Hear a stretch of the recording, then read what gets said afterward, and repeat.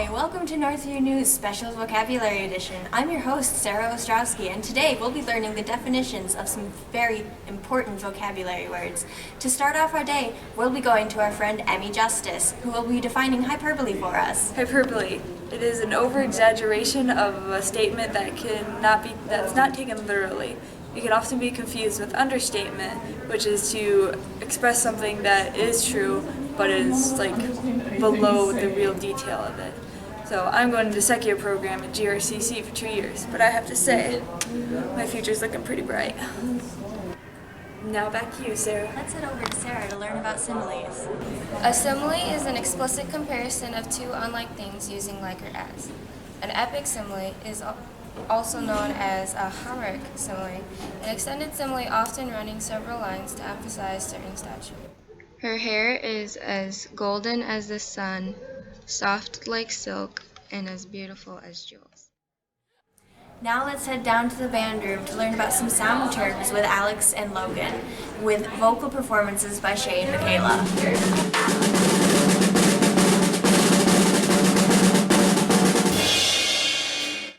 A sound device in which the beginning sounds of words are repeated in close proximity. Words are repeated to give life or describe an object or an idea.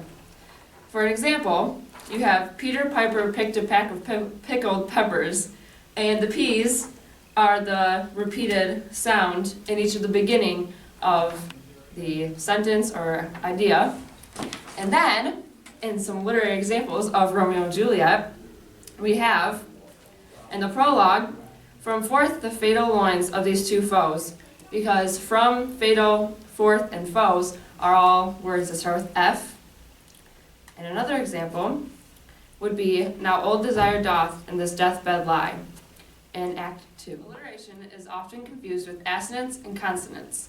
Assonance is a repetition of patterns of sounds within a word, or multiple words in proximity, and consonance is when the sound is at the end of a word and it's repeated throughout. Onomatopoeia is a word which imitates the natural sounds of a thing. It creates a sound effect that mimics the thing described, making the description more expressive and interesting. It can be confused with an actual sound, but in literature it can be used, in example, with hiss, bam, pow, and splash.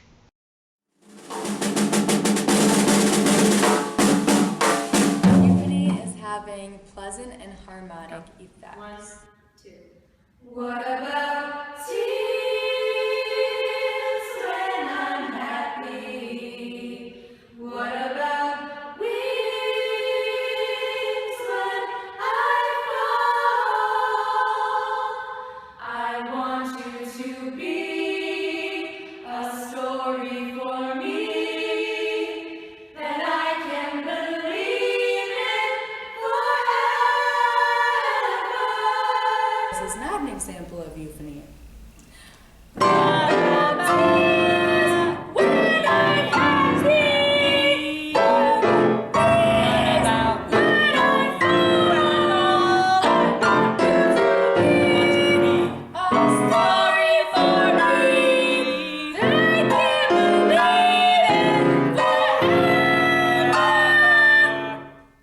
That is cacophony. Cacophony is having harsh, unpleasant, discordant sounds.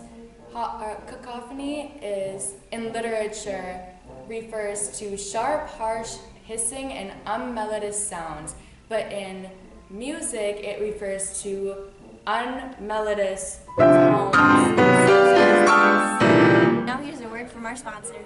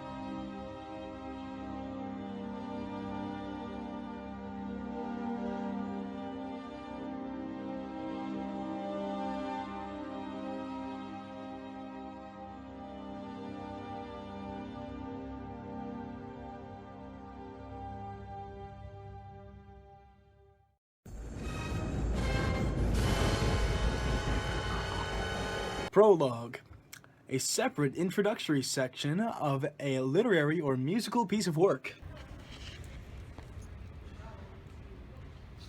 Good.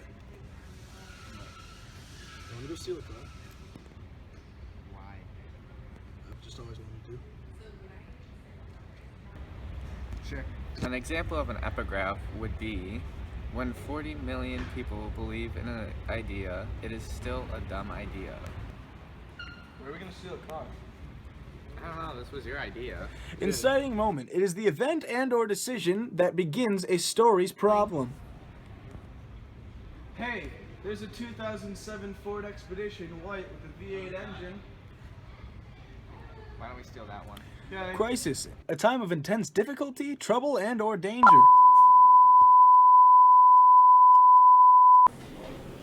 Wow, that video, that clip, that reminds me of archetypes. You know what those are?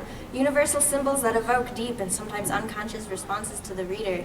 You know, like in comic books, with Captain America, all the Avengers. Sometimes they have a tragic flaw, which is the weakness of the character in an otherwise good individual that leads to his or her demise. Now over to Michaela with the definition of illusion. Illusion. Illusion. Illusion is a literary device where it references an outside piece of literature.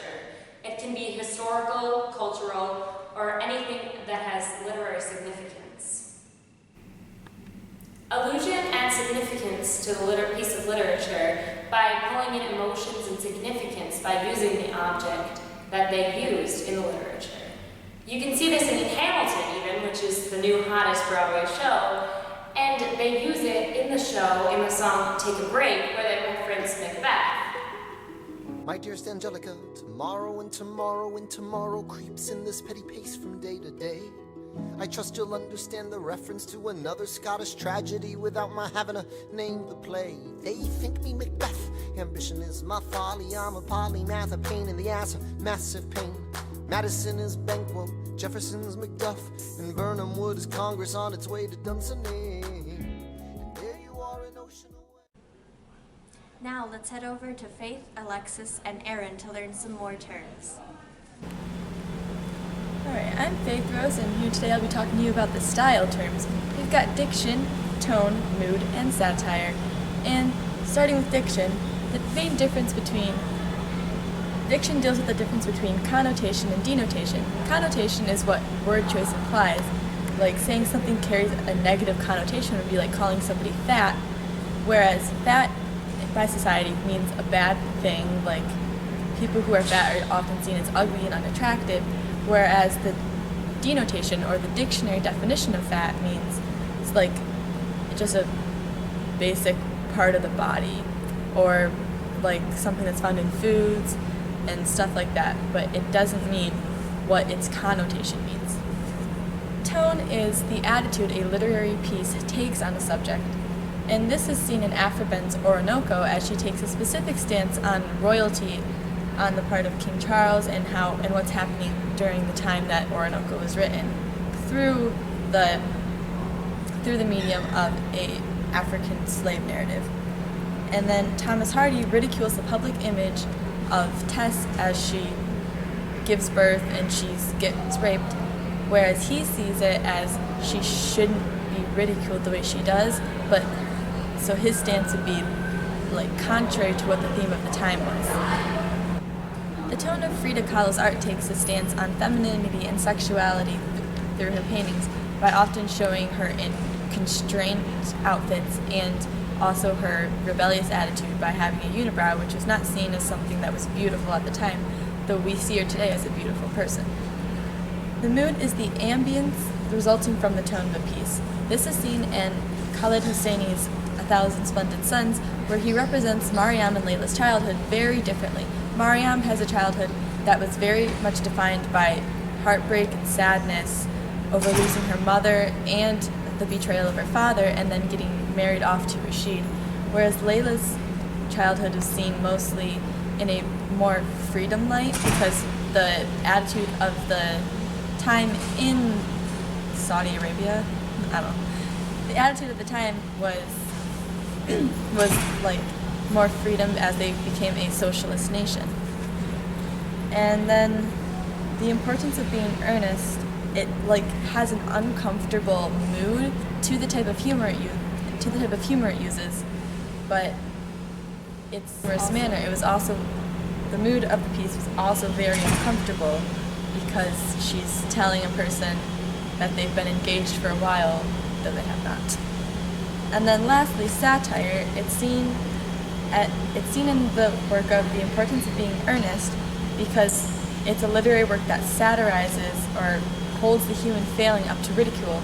And Oscar Wilde makes fun of the human obsession with labels and how they promote false perception of people. And this is seen in how by changing your Christian name to Ernest, it makes you Ernest from birth, which makes Cecily and Gwendolyn more attracted to the people that they thought they fell in love with. So today, class, we're learning about rhetorical questions. Can someone tell me what it is? Lexi. Okay, so a rhetorical question is a question used to elicit thought and understanding, except you don't actually answer them. Gotcha. So what is it used for? They're used to like make you think, so you can understand things, to emphasize a point, to be Some sarcastic. examples. So what's some in literature? Kayla. Thou art thyself, though not a Montague. Montague. It is nor hand, nor foot, nor arm, nor face, nor any other part belonging to a man. Oh, be some other name. What is a name? That which we call a rose, by any other name would smell so sweet. Are you done? We need some more examples, but things that make you think. So Luke. What is life?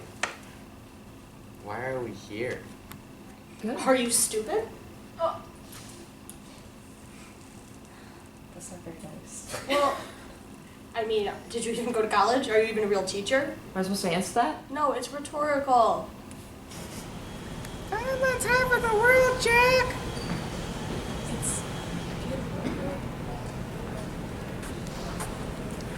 My word didactic means that a piece of literature provides pleasure to the reader while teaching a moral lesson. Like in Titanic, when they are having a pleasurable relationship, but then they hit an iceberg and the ship sinks. Also, it could be confused with pedanticism, which is not the same thing. In George Orwell's Animal Farm, it focuses on the Tsar of Russia being overthrown, but it's also being seen through the lens of animals on a farm that can talk. Thank you for joining me on our special edition of Northview News. I'm your host, Sarah Ostrowski, and I'll see you next time.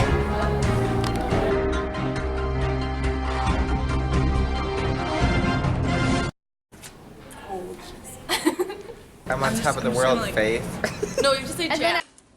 Point of the greatest and... And consonants. Okay, let me do this. That. It promotes that.